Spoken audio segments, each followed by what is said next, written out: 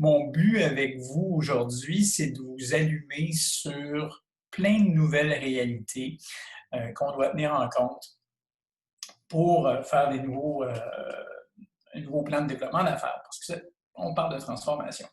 Donc, première chose, je prends quelques minutes pour vous présenter notre entreprise. Donc, Exo B2B, une entreprise de marketing qui est spécialisée pour l'interentreprise. Transformer votre marketing, accélérer votre croissance à travers un certain nombre d'activités que l'on fait. Donc, des outils marketing, de la stratégie de la validation, la commercialisation, donc tout ce qui est mise en marché de produits et services, y compris avec un site web et les campagnes et tout ça. On fait bien entendu beaucoup de marketing de contenu parce que c'est souvent le nerf de la guerre et ça l'est encore plus qu'avant depuis le début de la pandémie. Et à l'intérieur d'Exo, donc Linda, la présidente et moi-même, on est des coachs de carrière et on donne effectivement beaucoup de formations comme celle que je vais vous offrir aujourd'hui. Alors, qui suis-je? Donc, je suis un associé chez Exo, bien entendu. Je suis certifié en Value Proposition Design, Business Model Canvas et en Buyer Persona. Je suis un coach d'affaires à mon compte également depuis 2007. J'ai été coach à l'école d'entrepreneurship de Beauce de 2010 à 2012 avec les 4 premières cohortes pour être exact. Chargé de cours au HEC pendant presque 20 ans et puis je suis conférencier Tech Canada. Donc, voilà pour ce qui est de moi. Et sans plus tarder, le plan de match aujourd'hui. Alors, plusieurs points, vous en faites pas, ça va débouler assez rapidement. Pour moi, c'est de vous allumer, comme je le disais tantôt, sur certains points. Alors, vous n'avez pas nécessairement besoin de tout retenir et vous aurez la chance de revoir le webinaire par la suite, si vous voulez, puisqu'il est enregistré. Donc, vous avez la liste des éléments que je vais couvrir. Les premiers vont se faire assez vite. Je vais quand même passer beaucoup de temps sur le vidéo, parce que c'est vraiment un élément clé de votre arsenal 2021. C'est un incontournable. Donc, on va parler beaucoup de ça et on va parler aussi des nouveaux vendeurs que ça vous prend dans cette nouvelle façon de développer les affaires et d'entrer en contact avec vos clients et de signer, bien entendu, des ventes. Alors, petite image pour illustrer le cycle d'achat en B2B. Alors, c'est jamais vraiment simple. Oui, il y a des étapes, mais ça tourne effectivement dans plusieurs sens. Et c'est pour ça, entre autres, un petit peu plus tard dans la formation d'aujourd'hui, je vais parler de l'importance de bien connaître ces personas. Personas qui sont, bien entendu, les gens qui sont impliqués dans un processus décisionnel. Et alors, comment, et non pas pourquoi, comment cette décision-là évolue à travers le temps pour prendre la décision de faire affaire ou de ne pas faire affaire avec vous. Donc, c'est là-dessus que ça repose. Et donc, quand on regarde ça, on se dit, ouf, c'est effectivement pas évident. Alors, imaginez si on ajoute une couche de complexité. Hein, on parlait de transformation numérique depuis quelques années. Tout le monde est là-dessus. Tout le monde a la pression maintenant de faire la transformation. Et arrive la COVID et vraiment devient un catalyseur hyper important de il faut bouger, il faut se grouiller. Alors, qu'est-ce qui s'est passé? Donc, rapidement, on est passé de présence pour nos représentants avec les fournisseurs, avec les clients, avec les partenaires, etc., à des contacts à distance à travers de multiples canaux. Ne serait-ce que ce qu'on est en train de faire là sur Zoom, je suis sûr que vous l'avez fait sur WebEx, vous l'avez fait sur Teams, nous on le fait sur Whereby, il y a plein de plateformes et ça c'est sans compter qu'une conversation commence par texto, se poursuit sur Facebook, revient au téléphone, se finit en vidéo. On est dans une approche qui est complètement multicanaux. Le processus de vente qui était beaucoup intuitif, très humain, est passé à une expérience très technologique. On est passé de cold call à maintenant, justement, via l'utilisation de la technologie du social selling, qu'on va parler un petit peu plus tard. On parle de ciblage et même de reciblage, si on prend le terme le plus utilisé qui est retargeting ou même remarketing dans certains cas. On va en parler un petit peu plus tard également. Tous les voyages, les congrès, les conférences où on envoyait nos représentants, tout ça, je veux dire, c'est l'histoire ancienne. Alors, tout se fait par vidéoconférence. Pour quelqu'un qui est habitué de serrer des mains, c'est vraiment pas évident. Donc, on doit planifier cette activité-là. Alors, non seulement comment on va se comporter, mais quelle va être l'approche, quels vont être les documents que l'on va utiliser dans un contexte de rencontre exploratoire, vente, dans un contexte comme celui-là. Engager la conversation de personne à personne versus engager la conversation en ligne, non seulement dans une vidéo ou au téléphone, mais il faut engager la conversation maintenant à travers les médias sociaux. Donc, par exemple, je donne souvent l'exemple de LinkedIn, qui est vraiment la plateforme sur laquelle tout le monde s'est garoché, excusez-moi l'expression, mais les gens ont beaucoup de difficultés à engager une conversation sur LinkedIn. Donc, c'est une chose d'avoir des contacts, c'est totalement une autre d'engager la conversation qui va mener à une conversation vidéo, comme, pas comme on a en ce moment, parce qu'on n'a pas de conversation, mais ce type de contact-là. La même présentation pour tous qu'on avait devient de plus en plus une présentation qui est personnalisée à chaque fois à travers l'écran avec un contenu spécifique pour la personne à laquelle on s'adresse. On est passé du pitch à une rencontre qui est de plus en plus exploratoire puis qui va durer dans le temps. Donc, notre prospect va louper l'expression anglaise, va louper à travers certains contenus, va regarder vos contenus, les contenus des concurrents, va vous revenir. Donc, il y a tout cet élément d'exploration-là. La bonne nouvelle là-dedans, c'est que le terrain de jeu a été nivelé pour tout le monde. Alors, quelqu'un qui avait plus de moyens que vous n'a pas nécessairement un avantage maintenant. Le terrain de jeu, c'est ce qu'on est en train de faire là. Et c'est juste que ça joue aussi de façon plus rapide quand on sait bien s'en servir.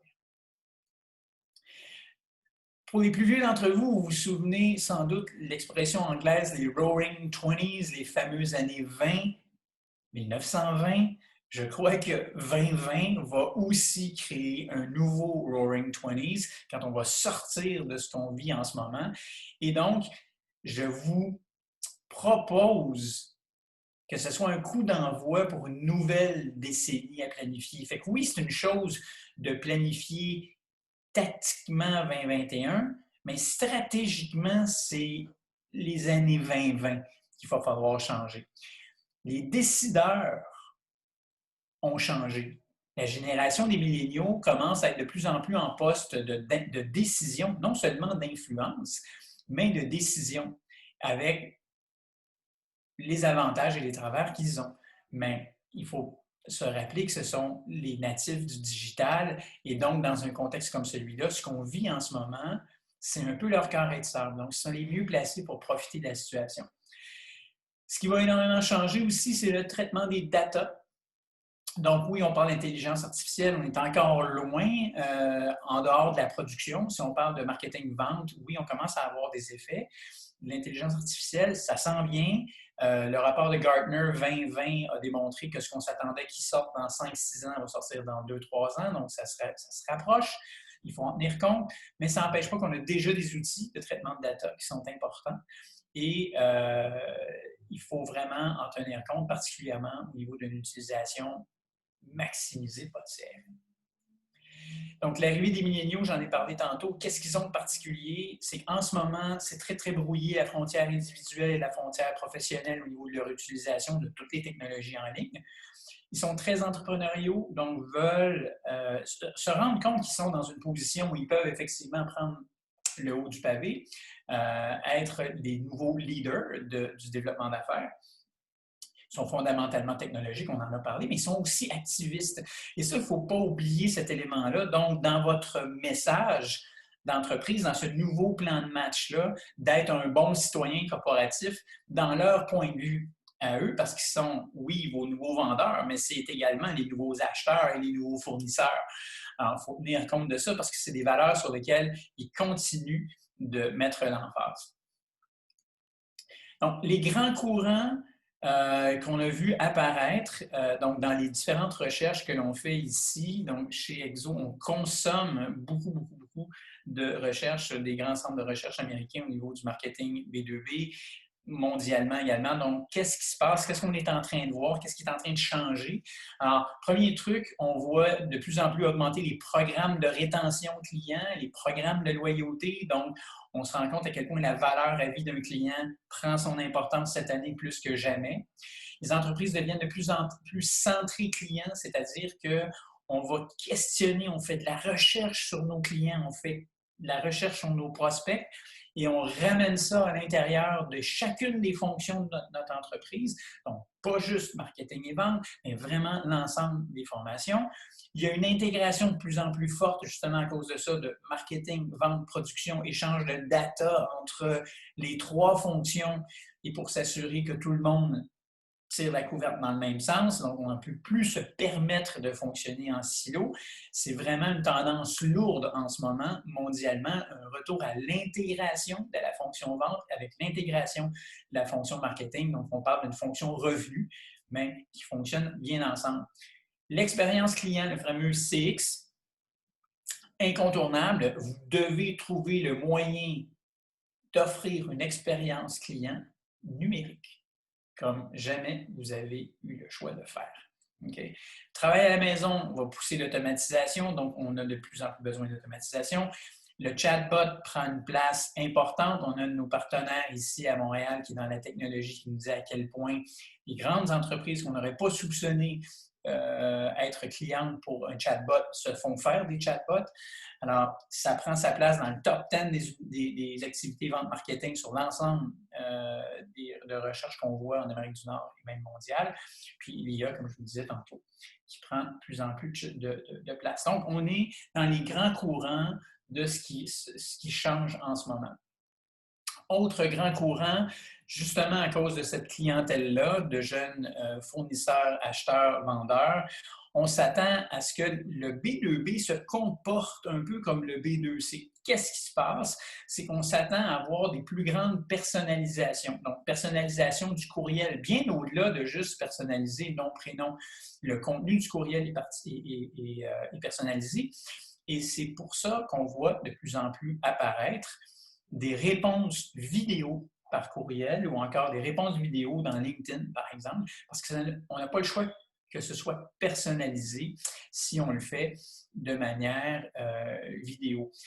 La technologie plus importante, le type de recommandation, les sites de recommandation, les recommandations des pairs qui sont leur réalité depuis plusieurs années au plan du B2C, se mettent en place au niveau du B2B. Alors, on peut penser à Capterra, on peut penser à G2, qui sont deux gros noms américains, où vous pouvez vous pouvez aller voir qui a recommandé quoi comme outil. On reste dans les technologies pour l'instant, mais c'est une vague de fond, c'est une tendance qui est lourde.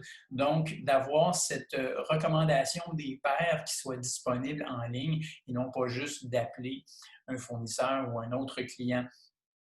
Finalement, dans les comportements attendus, encore une fois, il va y avoir une montée importante de l'utilisation des textos en B2B, oui, effectivement, en vente et en marketing. Et donc, il faut le planifier. Alors, comment on va rejoindre les gens avec des outils comme ceux-là.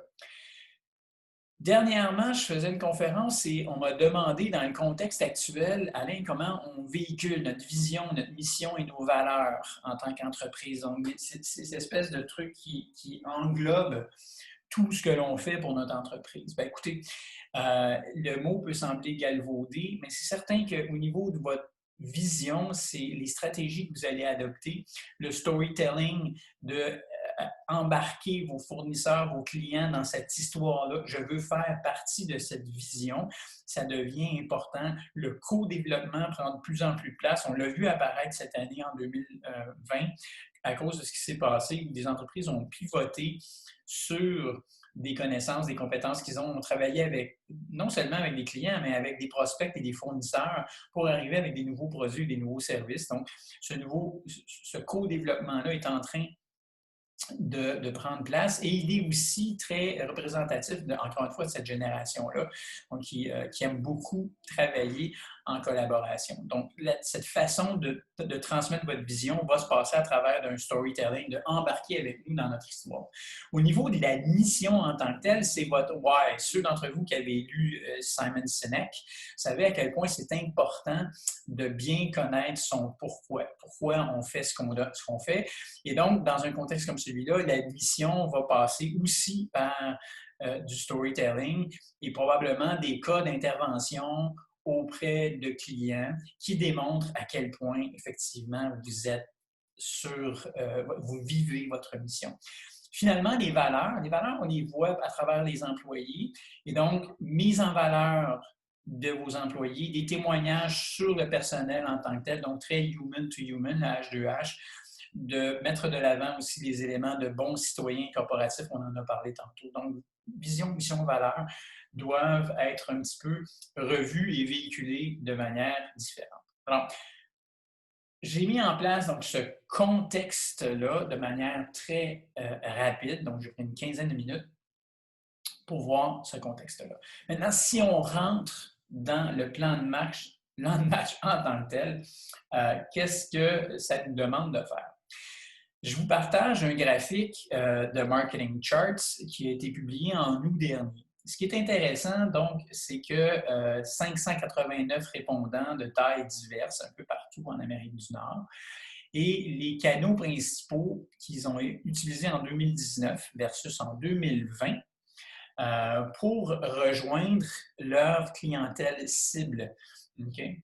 Alors, oui, on le voit, les événements, donc webinaires, virtuels, trade shows, n'ont pas beaucoup changé en termes de l'importance qu'on y place. Par contre, on peut comprendre que les événements virtuels ont pris plus d'importance. Au niveau du direct mail, okay? Donc l'approche directe, je veux amener votre attention, je vais revenir après, votre attention sur le fait que au niveau de rejoindre la haute direction, c'est l'élément clé, c'est l'élément principal. Les gens se sont rendus compte qu'il y a tellement de bruit, la haute direction est tellement sollicitée que la meilleure façon de les rejoindre reste de les contacter directement. Et non seulement, si vous voyez sur le graphique, c'est là 2 fois. Direct mail, 82%, integrated, branded, personalized with data, puis direct mail un petit peu plus bas. La grosse différence entre les deux, c'est que justement, cette gestion des datas-là permet de faire du direct très personnalisé.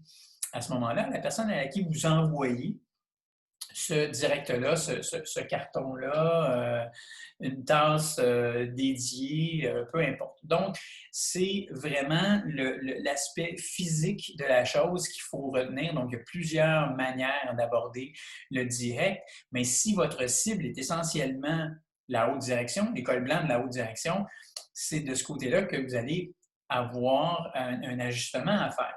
Si on regarde le reste des gens qu'on est susceptibles de rejoindre, donc l'utilisateur final de votre produit ou de votre service, les gens du côté technique, les gens du côté vente et marketing ou encore les gens du côté de l'achat ou du financement, on retrouve les événements et la syndication du contenu.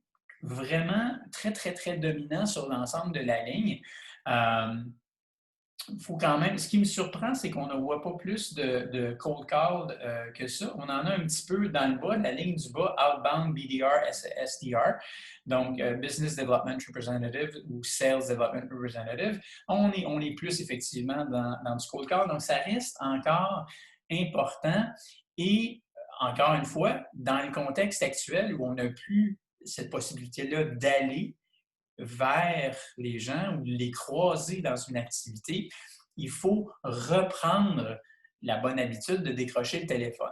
Par contre, les data, les technologies, le social selling, tout ce qu'on peut trouver, la pire gaffe, c'est d'arriver sur un appel pas très bien préparé, pas bien préparé, très bien préparé. Okay? Donc, il faut retenir ça. Donc, si on revient sur la ligne du haut, Donc, les événements deviennent importants. Donc, les événements numériques, on va en parler un petit peu plus tard. Les webinaires, bien entendu, sont super importants, mais les lives également et tout ce qui est vidéo de manière générale. Puis la syndication de contenu, c'est que la consommation de contenu n'a jamais été aussi élevée qu'elle est en ce moment. Et même si on est en surcharge de contenu, on n'a comme pas le choix. Ce qu'on connaît sur nos concurrents, ce qu'on connaît sur nos prospects, ce que les prospects connaissent sur nous, se fait essentiellement en ligne maintenant. Et donc, le contenu devient le nerf de la guerre. Il y a beaucoup de contenu, comment on se distingue et comment ce contenu-là est diffusé également. Donc, un exemple simple, ici, on produit énormément de contenu, on a énormément de billets de blog, par exemple, près de 600 en français d'écrit. On continue à produire, mais de manière régulière, des organismes avec lesquels on collabore, comme le STIC, va mettre de l'avant un contenu qui a été publié par Exo et que STIC considère que ce contenu-là est intéressant pour ses membres. Alors, même chose pour vous. Est-ce qu'il y a des associations sectorielles? Est-ce qu'il y a des magazines spécialisés? Est-ce qu'il y a d'autres sites qui seraient susceptibles de reprendre votre contenu et de le partager avec leurs lecteurs? Donc, c'est ce qu'on entend un peu par content syndication. Il y a des éléments, bien entendu, payants là-dedans. Ça reste une réalité qui est américaine. Donc ici, c'est peut-être un petit peu plus difficile, mais on a des agences de relations publiques comme Cision, par exemple, aussi, qui peuvent diffuser largement dans les médias traditionnels des contenus qui pourraient être à valeur ajoutée donc, pour votre clientèle. Donc, ça donne une bonne idée là, du changement qu'on doit apporter. Alors, si vous commencez à prendre des notes par rapport à votre plan de match, je vous dirais, faites 2 lignes. C'est-à-dire une feuille avec, pardon, j'ai passé trop vite, une feuille avec une ligne pour vraiment diviser 2 sections. Ce que je veux vous faire réfléchir, ce que je veux vous faire réaliser, c'est que votre plan de match, en 2 sections, il y a un plan de match qui est pour vos prospects, il y a un plan de match pour vos clients. Parce que dans le fond, vous allez répondre à des questions qui sont fondamentalement différentes. Vous vous adressez à votre prospect, vous devez l'amener à réfléchir pourquoi changer ce qu'il fait en ce moment, pourquoi changer le fournisseur qu'il utilise en ce moment, pourquoi changer le professionnel avec lequel il fait affaire en ce moment. Et donc, on doit rentrer dans ce mindset-là de pourquoi je changerais. Okay? Les grosses ventes complexes B2B ont tendance à rester sur le statu quo, soit dit en passant. Pas nécessairement aller vers la concurrence, mais tout simplement abandonner de faire affaire avec vous parce que c'est trop long, c'est trop complexe, il y a trop de monde à l'interne qui s'astine sur on devrait y aller ou on ne devrait pas y aller. C'est parce qu'en quelque part, là-dedans, il y a des gens qui ne sont pas convaincus sur la raison de changer. Donc, dans la phase de découverte, la phase de considération, la phase d'analyse de ce que vous avez, la phase d'achat, il y a des gens là-dedans qui accrochent sur ça ne vaut pas la peine de changer. Ça vous fait réaliser qu'une fois qu'ils sont clients, vont être sollicités et vous, votre contenu, votre contact, vos appels, vos vidéos, etc., qui s'adressent à vos clients, doivent tourner autour de pourquoi rester. Pourquoi je resterai avec cette entreprise-là? Pourquoi je resterai avec cet organisme-là? Okay? Donc, pourquoi changer? Pourquoi rester? Vous avez donc 2 plans. Un plan de développement, pourquoi changer? Puis un plan de maintien, je vous dirais, sur pourquoi rester. Je vous partage ce détail-là, donc B2C, B2B, pour vraiment vous amener à réaliser que pourquoi changer en B2B et pourquoi rester en B2B correspond à quel moment dans le cycle d'achat, donc de votre prospect. Et une fois qu'il devient client, qu'est-ce qu'on a à faire? Donc, si je prends cet exemple-là de pourquoi rester, Purchase, Complete Sales Transaction. Donc, tout ce qui se passe au moment de l'achat, une fois rendu là, on doit renforcer l'idée que cette personne-là a pris une bonne décision de faire affaire avec vous parce que là, elle s'est engagée avec vous. Donc, déjà là, dès le moment de l'achat, il y a comme un renforcement sur « j'ai fait la bonne affaire, je devrais rester ici, je devrais plus me poser de questions ». L'adoption, le onboarding, okay? Donc, tout ce qui est « j'apprends à utiliser ton produit, j'apprends à utiliser ton service ». ça devient un élément clé. On doit maintenir une communication sur pourquoi rester. Et donc, vous avez chacune des étapes comme ça. Vous aurez la chance d'avoir la présentation, l'avoir en PDF. Vous pourrez revoir effectivement la présentation, la vidéo. Vous pourrez regarder morceau par morceau, mais c'est vraiment comme ça qu'il faut le voir. Ça va vous permettre de faire votre plan de match sur chacune des étapes du cycle d'achat jusqu'à l'achat et ensuite les autres étapes une fois que l'achat est passé. Comment ressortir de la jungle? Parce que là, en ce moment, tout le monde se sert des mêmes canaux ou sont à peu près à la même place. Bon, je vais vous dire, je vais prêcher pour ma paroisse, un élément clé, c'est de bien connaître vos personas. Okay? Le persona qui est très différent du client type, du profil type, du profil idéal du client. On n'est pas là. Si vous êtes en B2B, si vous vendez à une entreprise, il y a plusieurs personnes qui sont impliquées dans la décision de faire affaire avec vous. La moyenne nord-américaine, c'est de 6.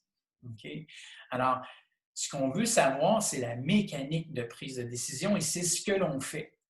Et ça nous permet de savoir à qui on s'adresse, quand on s'adresse à cette personne-là dans le cycle d'achat, qu'est-ce qu'on doit lui fournir comme contenu pour faire avancer la décision, pas nécessairement prendre la décision, ça c'est rendu à la phase d'achat, mais faire avancer cette décision-là. Qu'est-ce que ça prend à cette personne-là pour la convaincre? Quand je disais tantôt pourquoi changer, il faut répondre à pourquoi changer dans chacun des personas impliqués dans le processus de faire affaire avec vous, okay? Dans le processus décisionnel. L'attention devient le nouveau pétrole. En ce moment, il faut être, oui, créatif dans ce qu'on met en ligne. Okay? Il faut que la première ligne d'accroche d'un texte soit importante, la première image sur votre vidéo, la qualité graphique de vos PDF, des graphiques explicatifs. Il faut absolument attirer cette attention-là. La compétition est féroce. Data, c'est le nouvel or. Et plus on avance, plus on doit faire attention à la qualité de nos data et on doit utiliser ces data-là pour être plus efficace, encore une fois, dans notre cycle d'achat. Qu'est-ce que ça demande? Qu'est-ce que ces data-là vont nous permettre de faire? C'est qu'entre les personas et tout ce que vous allez chercher comme information, okay, par rapport au cycle d'achat, il y a énormément de points de contact. Imaginez à toutes les fois que votre prospect ou votre client entre en contact avec vous, au sens large du terme.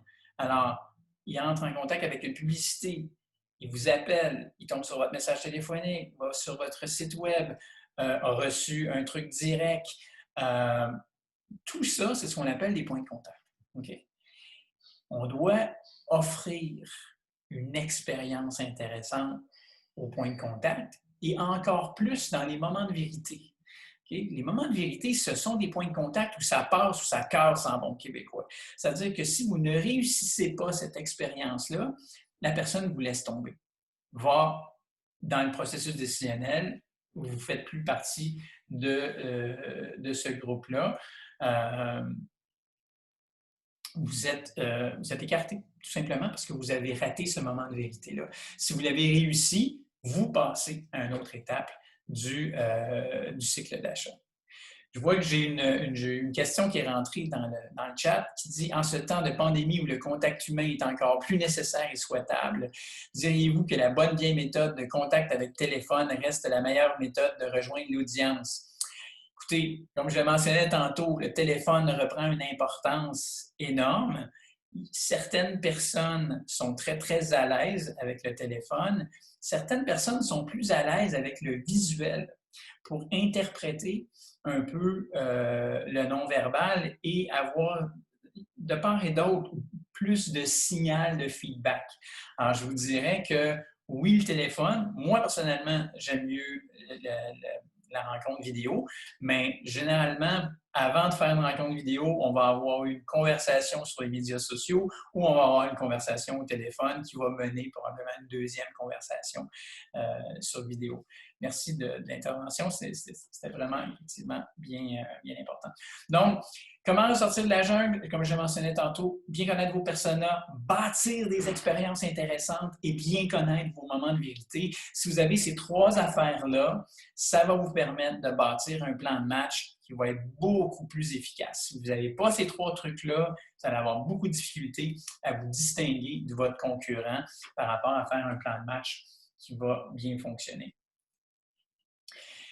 Quand on fait un plan de match, on a deux choses, outbound et inbound, donc le marketing sortant et le marketing entrant. Donc, je distingue rapidement le marketing entrant, c'est quand vous avez placé des choses un peu partout, les gens interagissent avec vos actifs, on va dire numériques en ce moment, interagissent avec vos actifs numériques, viennent sur votre site, sont attirés vers votre site et là, il y a tout un processus qui s'enclenche. On parle de marketing entrant. Marketing sortant, le outbound, le grand classique, le cold call en serait un. Alors, on a là les éléments très traditionnels, donc le trade show, le search engine marketing, donc faire de la campagne sur les engins de recherche, on va dire Google de manière générale. Retargeting, les annonces de manière générale, les emails, le cold outreach par email, les cold calls, on en a parlé, et le fameux social selling qui prend de plus en plus de place, particulièrement en 2020. Et donc, je vous ai mis en jaune les trois trucs sur lesquels il faut mettre plus d'emphase en 2020-2021. C'est effectivement le retargeting parce que les gens se promènent sur vos actifs numériques, vont venir voir votre site, vont aller voir d'autres sites. Et donc, le principe du retargeting, pour ceux qui ne connaissent pas, pour qui ça ne sonne pas une cloche, en ce moment, là, je suis sûr, une bonne partie d'entre vous, vous magasinez sur Amazon, vous retournez sur votre compte Facebook et vous voyez l'annonce d'Amazon apparaître dans Facebook. Vous avez donc été retargeté. On peut faire ça à partir d'un site web. C'est-à-dire que les gens viennent sur votre site, vont sur une page en particulier, sur un produit en particulier, sur un service en particulier, retournent, s'en vont ailleurs. Quand ils vont sur le site d'un magazine, vont sur Facebook, vous allez sur la presse, il y a moyen de faire ressortir votre page web dans une annonce sur ces plateformes-là. Donc, c'est ce qu'on appelle faire du retargeting. Ça prend une importance de plus en plus grande en ce moment, compte tenu de ce qui se passe. Le courriel qui a toujours été très fort en B2B, l'est encore plus cette année. Par contre, il faut faire attention à la manière qu'on s'en sert. La rédaction des courriels devient vraiment un art en soi. L'utilisation de la vidéo dans le courriel également, donc vient changer la donne. Et le fameux social selling, où on se fait beaucoup demander qu'est-ce qui se passe. Chez Exo, on donne énormément de formations LinkedIn, de formations Sales Navigator, justement parce que les nouveaux représentants et la haute direction doivent se mêler du développement d'affaires, doivent faire partie du plan de match et la plateforme par excellence B2B, ça reste LinkedIn. Donc, savoir bien se servir de LinkedIn, savoir connecter sans avoir de l'air trop vendeur, partir une conversation, aller chercher de la donnée qu'on va rentrer dans notre CRM, qui va permettre de revenir avec des choses beaucoup plus précises, beaucoup plus personnalisées, encore une fois, dans nos interactions et avoir cette capacité-là, donc aussi de le faire de manière vidéo. Je vais revenir vraiment sur la vidéo parce que j'ai eu beaucoup de questions de la part des chefs d'entreprise sur l'utilisation de la vidéo. On fait quoi avec ça? Qu'est-ce qu'on met dans une vidéo?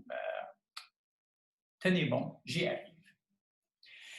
Du côté du inbound, donc, au niveau du plan de match, les activités qui vont attirer les gens vers vous, donc vous n'êtes pas en train de vendre directement, vous placez des pions, vous laissez les gens réagir.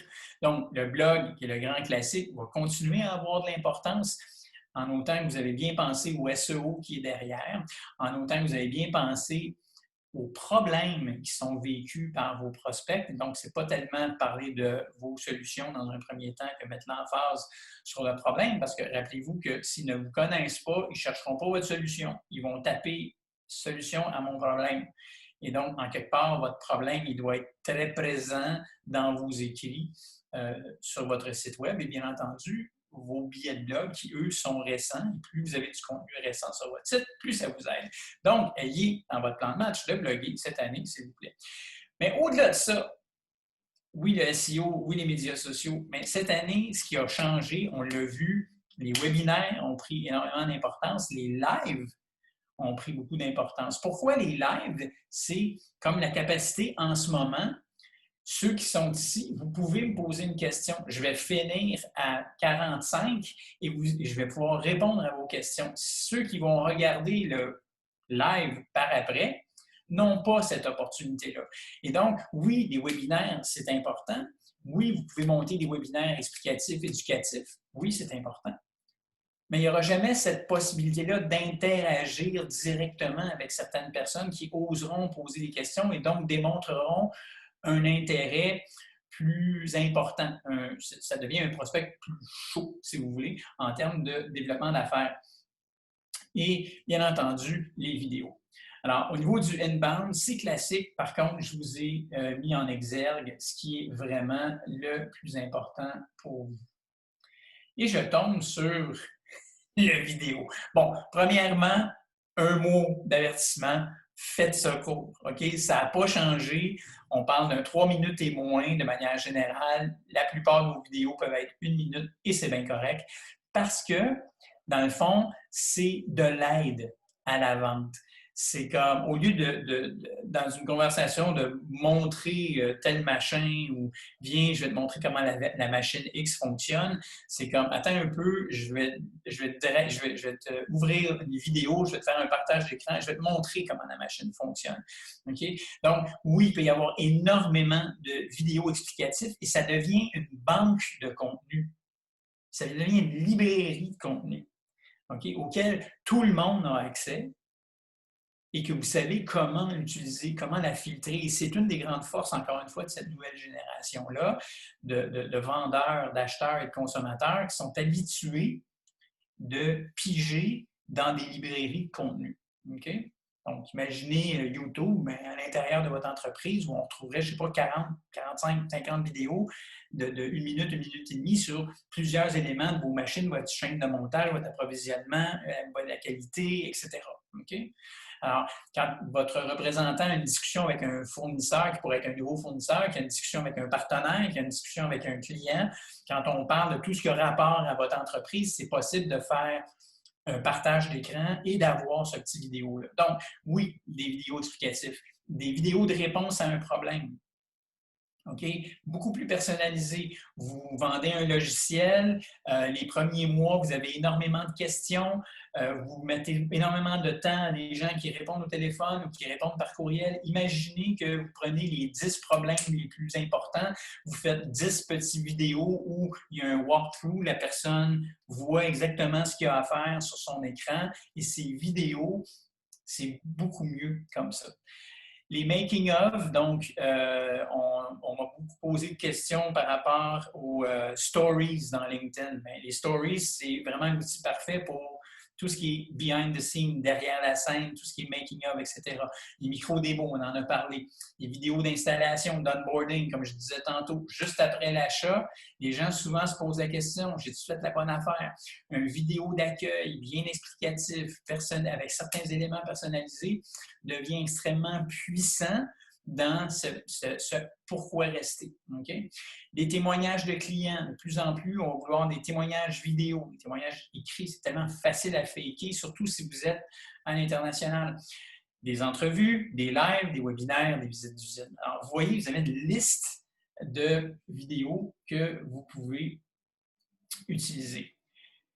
À travers tout ça, quelles sont les erreurs, les pièges à éviter? Je vous dirais, c'est éviter de mesurer.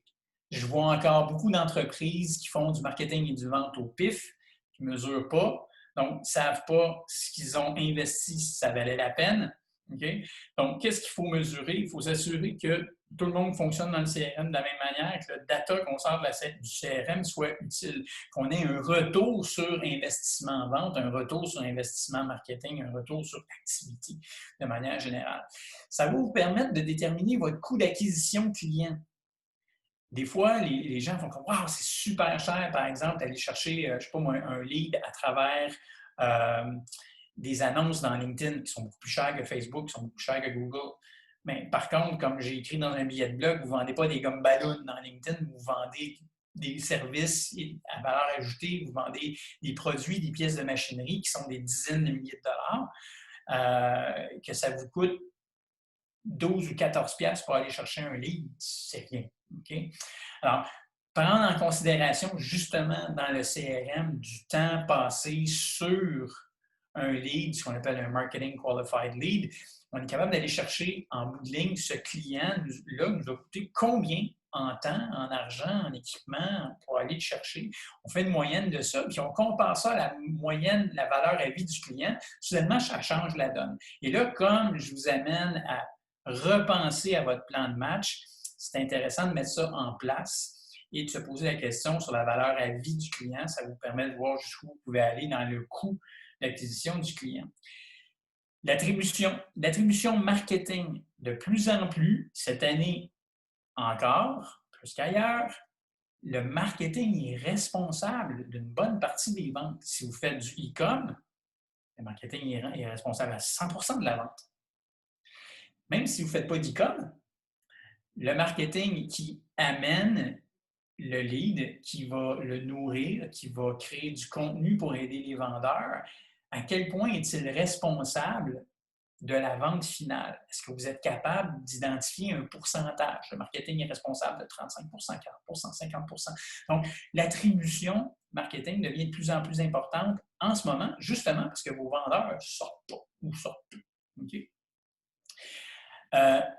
Assurez-vous de dépasser le minimum. On a des clients ici qui veulent rentrer aux États-Unis. En deçà d'un certain seuil, en fonction de certains groupes d'États, ben, c'est un coup d'épée dans l'eau. C'est aller à la guerre avec un tire-poids. C'est comme dépense pas ton argent, t'en mets pas assez. Okay? Donc, faire attention à ça aussi en termes d'efforts. Nichez et mettez effectivement les moyens. Il faut être compétitif au plan du marketing. Vous avez vu tout ce qui a changé. Les gens vont mettre beaucoup de sous par rapport à ça. Vous devez être dans la bonne moyenne. Les gens devraient être en mesure de vous répondre par rapport à un coût moyen en fonction de ce que vous voulez faire.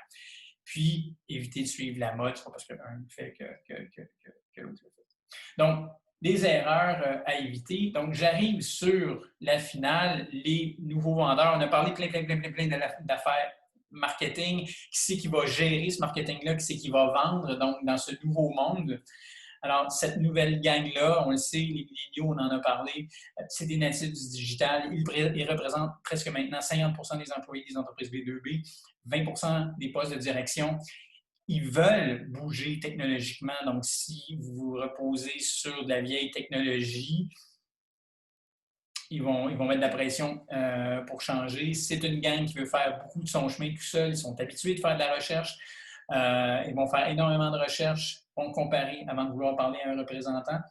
Ils veulent énormément d'autonomie dans ce qu'ils font, donc de la marge de manœuvre. Ce qui est intéressant, c'est qu'en même temps, ils veulent l'autonomie par rapport à ce qu'ils font, mais ils sont à l'aise de travailler en équipe et c'est dans ce sens-là que ça devient intéressant au niveau de l'intégration vente-marketing. Donc, d'avoir des gens de cette génération-là sur les deux, en vente et en marketing, vont effectivement travailler très bien. Je vous donne un exemple très simple ce qui se passe en ce moment. Je vous parle, et puis Sybille, qui ne travaille pas avec moi, mais qui est avec moi en ce moment, ce midi, avec la STIC, gère le chat. Et s'il y avait beaucoup de questions, bien, elle aurait pu effectivement faire un bout du chemin et m'avertir que, bon, je suis à côté de mes pompes ou que, Alain, c'est important que tu répondes ou t'expliques tel ou tel concept. Alors, cet élément-là est intéressant. J'ai une autre question de la part de Daniel Larouche. Il semble qu'il faut être patient lorsqu'on utilise les réseaux sociaux avant de voir les résultats. Combien de temps moyen doit-on atteindre pour faire une première évaluation de nos investissements? De manière générale, toute stratégie de contenu va prendre alentour de 6 mois avant de générer quelque chose qui est intéressant. Bien entendu, si vous poussez un petit peu plus avec du ads, donc vous faites des annonces Facebook, vous faites des annonces Google, vous faites des annonces LinkedIn, ça ne veut pas dire de faire les trois nécessairement, mais c'est que vous devez provoquer le haut du funnel, donc cette fameuse section de découverte et de considération, c'est là qu'il faut attirer l'attention et juste publier des billets, publier un post, écrire quelque chose sans le pousser, sans le mousser, sans comprendre l'algorithme qui est derrière la plateforme de médias sociaux. Ça va prendre effectivement beaucoup de temps avant que le contenu que vous partagez ait un impact sur à quel point on vous voit comme un leader dans votre domaine. J'espère que ça répond à la question, Daniel, mais effectivement, là, en bas de 6 mois, sans mettre des sous en ads, c'est un peu croire au Père Noël en ce qui me concerne. Donc, dernier bloc. Ils engagent les clients en équipe, font le travail via vidéo, savent gérer les contenus de l'entreprise, je parlais de la librairie de contenu tantôt, et comprennent bien le pouvoir du CRM. Donc, ce sont des gens rapides, toujours en ligne, centrés clients, ne font qu'un avec le marketing, ils sont techno ouverts. Alors, maintenant, on fait quoi? Je vous dirais que minimalement, vous avez énormément de trucs à réfléchir. Je vous dirais minimalement, essayez de pondre un Gantt un peu comme celui que je vous mets à l'écran. Donc, chacune des sections, le temps, le taux, pour avoir un total, combien ça vous coûte pour faire chacun des éléments, marketing de contenu, le temps sur les médias sociaux, les campagnes de PPC, l'utilisation du CRM, votre site web, etc. Et j'ai mis une flèche importante en bas, c'est de pouvoir arriver à calculer le coût d'acquisition de clients par canal. Donc, je réponds un peu à ta question à long terme, Daniel, c'est-à-dire que dans le canal médias sociaux, mettons qu'on a à l'écran LinkedIn, on a fait une distinction dans ce cas-là de LinkedIn en marketing versus LinkedIn en vente et Facebook. Sur les médias sociaux, combien d'argent on va mettre là-dessus sur une période de 6 mois, combien de clients ça a rapporté, on va pouvoir effectivement voir ce que ça donne et voir en termes aussi de calculer le pourcentage de conversion sur ce canal-là. Donc, voilà ce que j'avais à partager avec vous ce midi. Et je vous pose une dernière question. Dans quelle mesure êtes-vous ouvert aux recommandations et êtes prêt à changer vos propres croyances sur la situation actuelle? Il nous reste un bon 15 minutes pour que je réponde à vos questions. Un grand merci, Alain, pour cette présentation. Pour rappel, pour les personnes qui nous ont rejoints en cours de présentation, vous avez la section Q&R juste en bas de votre écran si vous souhaitez poser donc justement des questions à notre conférencier aujourd'hui. J'ai une autre question de la part de Monsieur Lefebvre. Quelles sont les meilleures méthodes pour rejoindre les dirigeants d'entreprises du secteur manufacturier qui ne sont pas des milléniaux et qui ont des façons de faire qui soient aussi digitales que les plus jeunes et les plus connectés? Les dirigeants d'entreprise d'un certain âge sont effectivement plus difficiles à rejoindre sur les médias sociaux. Ils n'y sont pas. Ça, c'est toujours la question. Je ne vous montrerai pas une campagne de médias sociaux si vos cibles ne sont pas là. On a vu tantôt dans un des graphiques que pour rejoindre la haute direction de la plupart des entreprises B2B, maintenant, il faut y aller de manière directe. Encore une fois, oui, le direct en termes de messages, de courriels, de cartes postales spécialisées, de petits gadgets un peu inventifs. Le bon vieux téléphone va être encore probablement la manière la plus intéressante de rejoindre ces gens-là, ce qui n'empêche pas que s'il n'y a pas il n'y a pas beaucoup de renseignements sur ces personnes-là disponibles sur les médias sociaux. Il y a généralement quand même pas mal de renseignements disponibles sur l'entreprise ou ce qui se passe avec l'entreprise. Hein. Donc, il ne faut pas oublier que quand on se prépare dans ce type d'activité-là, donc préparer son appel, préparer sa rencontre vidéo, il faut faire une bonne recherche sur, dans le fond, des points de discussion. Est-ce qu'ils ont gagné un prix? Est-ce qu'ils ont changé de machine? Vous savez, sur Sales Navigator, par exemple, sur LinkedIn, on sait dans les derniers 6 mois s'il y a eu des mouvements de personnel par fonction. Bon, ce n'est pas disponible pour toutes les entreprises, mais une bonne partie des entreprises quand même, si l'entreprise est présente sur LinkedIn. Mais ça permet d'avoir des éléments d'entrée.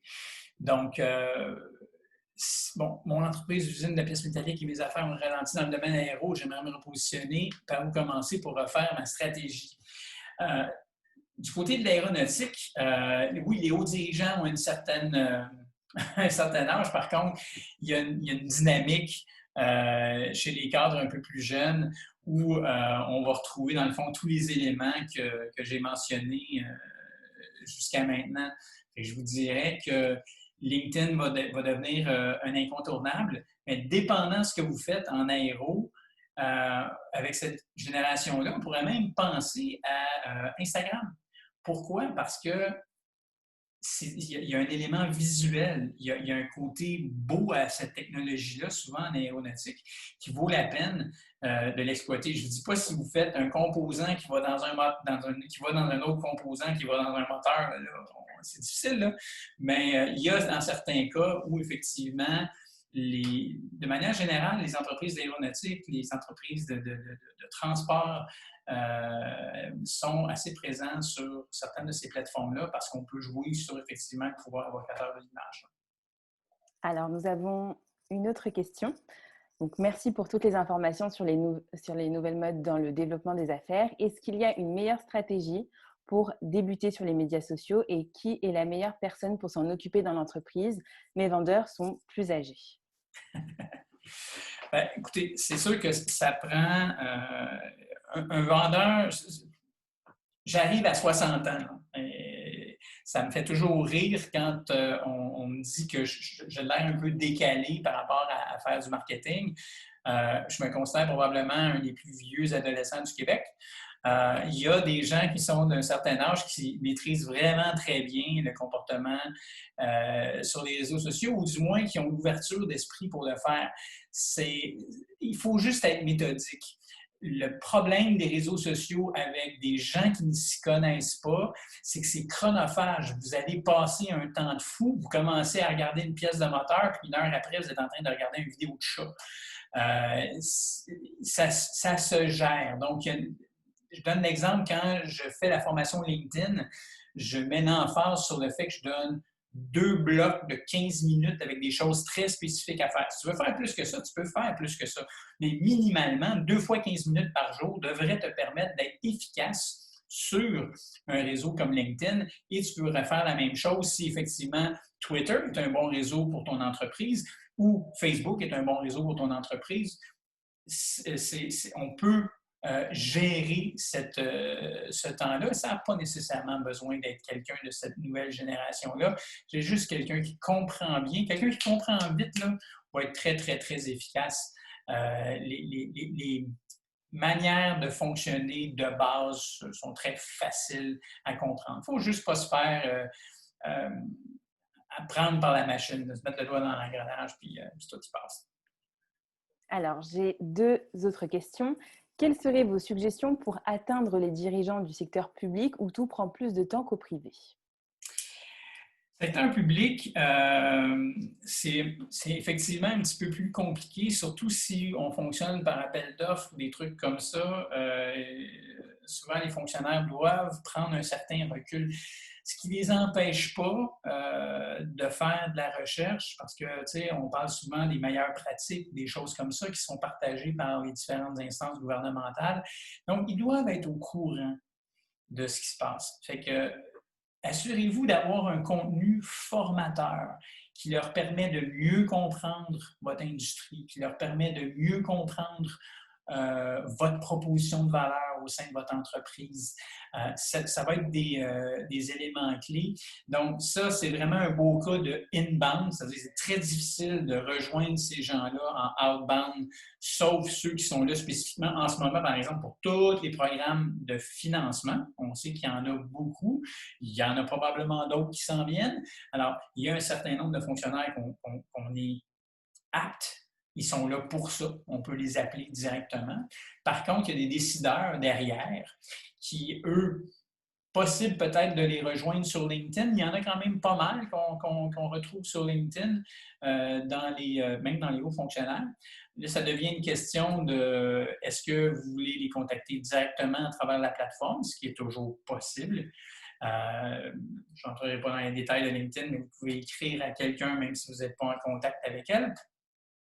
Donc, ça, c'est une chose qui peut être faite, mais ça passe vraiment par la qualité de votre contenu et de vous assurer que ce soit suffisamment éducatif pour les gens que vous visez et ça ne vous empêche pas de le nommer en tant que tel dans votre contenu. Pas de nommer l'individu, mais nommer le type d'individu auquel votre contenu s'adresse. Merci. Alors, j'ai plusieurs autres questions qui vont Vas-y. arriver. J'ai ouvert un compte Instagram dernièrement. J'ai Oui. trouvé plus rapidement les entreprises manufacturières dans Instagram. Pourquoi et comment les rejoindre avec cette plateforme? Oh, bonne question. Alors, s'il y a des entreprises manufacturières sur Instagram, comme je le disais tantôt, c'est qu'il y a un aspect visuel qui est important. Est-ce que c'est une composante qui s'installe sur une autre composante? Il n'y a rien de tel que voir. Ou encore, même quand je disais tantôt, une composante dans un moteur, si le placement est important, si visuellement on peut se permettre de voir à quel point le travail est bien fait, que c'est bien fini, que la feuille de métal, bon, peu importe, ça explique pourquoi il y a quand même pas mal d'entreprises manufacturières qui peuvent être sur Instagram. Bon, à partir de là, sachez que Instagram, c'est Facebook. Et donc, votre façon de rejoindre à travers Instagram au niveau de campagne ou de choses comme ça va se faire de la même manière, va se faire à travers Facebook. Pour le reste, OK, vous pouvez vous abonner à leur compte, vous pouvez aller commenter les photos, il n'y a rien de tel. Donc, non seulement liker, mais vous avez droit, vous avez la possibilité de commenter sur des photos et vous pouvez même, une fois que vous êtes abonné, si la personne est abonnée en retour, écrire directement. Et même si vous n'êtes pas abonné, vous pouvez écrire directement là, à travers l'espèce de petit avion de papier, l'icône.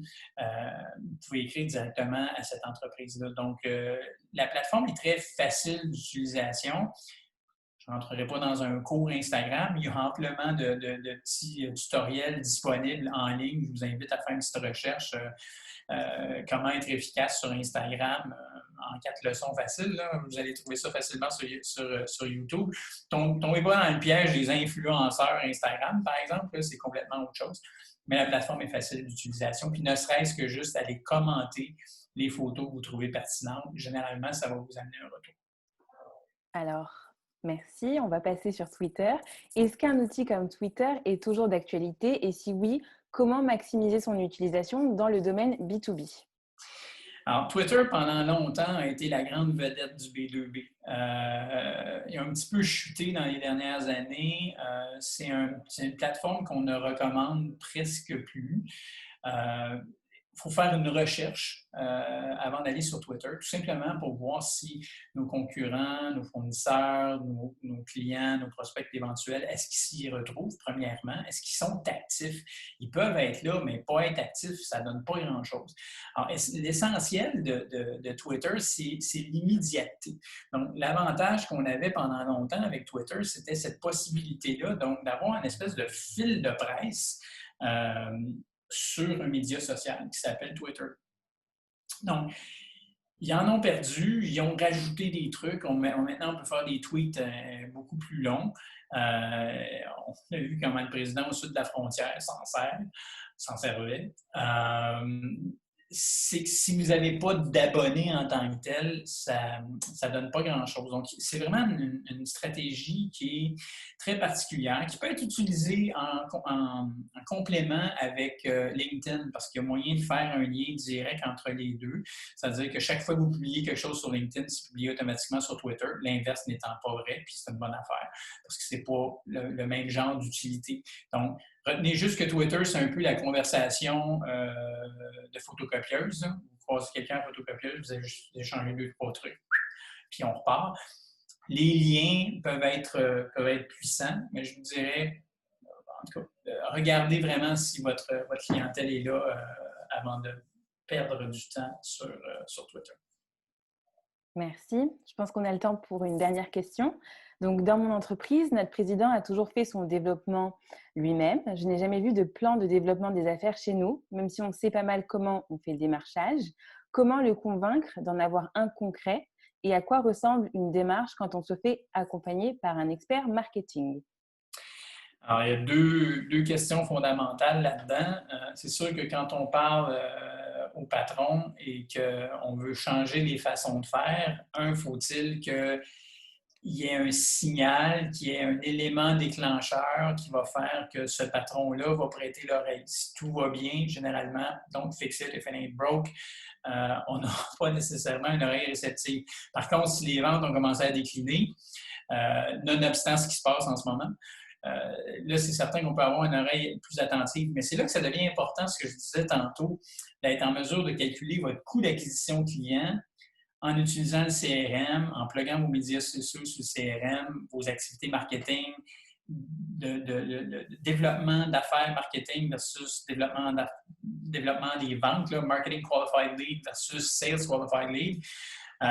Donc, de mesurer ces éléments-là pour qu'effectivement démontrer le retour sur investissement, de faire un plan de développement et de le suivre à la trace, à quel point ça devient, tout le monde devient plus efficace. Les marketeurs deviennent plus efficaces, ils vont produire du meilleur contenu, vont produire des meilleures pubs si vous faites de la pub, vont produire une meilleure communication. Vos vendeurs vont être plus efficaces parce que ce qu'ils ont pour conclure les ventes, ce que je disais tantôt, c'est-à-dire la fameuse librairie de contenu. Donc, on ne perd pas de temps, on est capable de rapidement diriger le fournisseur, le partenaire, le client vers une ressource qui va répondre à une question qui peut être peut-être trop complexe à répondre comme ça. C'est comme, attends un peu, je vais t'envoyer le lien vers, je vais t'envoyer la vidéo, je vais t'envoyer le PDF, mais qu'on a tout ce contenu-là qui est prêt. En anglais, on parle de Sales Enablement. Donc, c'est vraiment cette capacité-là, ou Sales Up, c'est vraiment la possibilité d'avoir une équipe, quelqu'un qui s'occupe spécifiquement d'aider les représentants à faire leur vente. Alors, quand on mesure les coûts associés à ça versus ce que ça rapporte, généralement, c'est plus simple. Travailler avec une agence, c'est vous aider à faire ce genre de travail-là. Soit qu'on vous aide, on le montre pour vous, puis vous l'appliquez. Ça peut être exécuté à l'interne. Certaines agences font de l'impartition, d'autres n'en font pas. Exo a fait de l'impartition avec des entreprises industrielles manufacturières pendant une quinzaine d'années. On en fait encore partiel. On a fait longtemps complète. Maintenant, on fait du partiel. On n'a pas en ce moment de mandat d'impartition complète. Ça pourrait être encore possible. Donc, les modèles d'intervention sont différents, mais c'est certain que toute agence qui se respecte devrait être en mesure de vous aider à calculer le ROI de votre campagne marketing.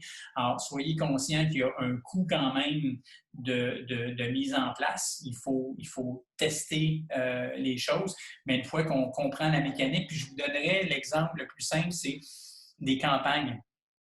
Campagne Facebook, campagne Google, campagne LinkedIn. Vous partez une campagne, au départ, c'est comme, oui, c'est basé sur une certaine expérience de l'agence ou de l'expert. Et au fur et à mesure qu'on a des retours, on ajuste, on optimise cette campagne-là et rendu à un certain moment donné, l'expert, l'agence est en mesure de vous dire que, entre temps et temps, ça va vous rapporter tant de leads ou tant de ventes, puis allez pas au-delà de ça parce que c'est un rendement décroissant. Ça prend un certain temps pour se rendre là, mais soyez toujours exigeant au niveau du retour sur investissement. Puis la question de, si tu me garantis que tu vas me ramener tant, oui, je suis prête à te mettre tant. Je ne peux pas te dire ça tant que je n'ai pas fait un bout du chemin. Fait que, il y a ça qu'il faut tenir en compte. Il faut embarquer dans le dossier. Parfait. Un grand merci, Alain, pour cette présentation. La période de questions-réponses est maintenant terminée. Donc, pour rappel, vous allez recevoir un sondage d'ici quelques minutes. Donc, on vous demandera de prendre quelques minutes pour y répondre, s'il vous plaît, pour qu'on puisse continuer à vous proposer des activités qui répondent à vos problématiques. Il y aura également donc la présentation d'Alain en pièce jointe de ce document, de ce courriel, excusez-moi. Le webinaire est également enregistré, donc il sera disponible sur notre site stick.com dans la section webinaire stick. Et concernant nos prochaines activités, donc nous avons 2 activités à venir. Une le 8 décembre, donc en collaboration avec la BDC, qui est la 3e édition du leadership au féminin, où on aura donc 4 femmes exceptionnelles qui vont nous partager justement leur expérience face à la Covid-19. Et le 15 décembre, un webinaire présenté par la STM qui est à la recherche de fournisseurs. Donc, n'hésitez pas, inscrivez-vous, renseignez-vous sur notre site internet. Et sur ce, je vous dis à très bientôt. Encore un grand merci Alain pour cette présentation très intéressante. C'était vraiment un grand plaisir de vous avoir aujourd'hui. Merci à tous. Bonne journée.